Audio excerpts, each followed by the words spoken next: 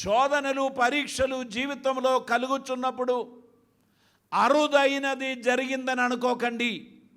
దేవుడు అనుమతించకుండా ఏది మన దగ్గరికి రాదు. దానిని ఎలా రిసీవ్ చేయాలి? మహానందము అని మీరు ఎంచుకోండి. అన్నిటి అంతములో దేవుడు వచ్చి అద్భుతం చేస్తాడు. హల్లెలూయా. సో లాస్ట్ పొజిషన్ దేవుడు తీసుకుంటాడు.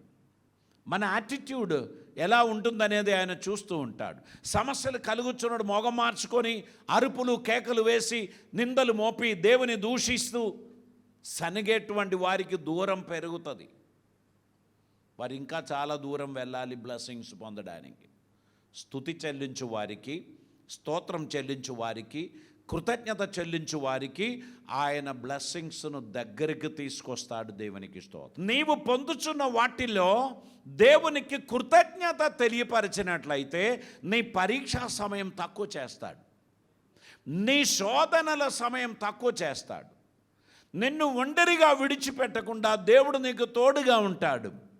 నీ జీవితంలో దేవుడు అద్భుతమైన కార్యాలు చేస్తాడు.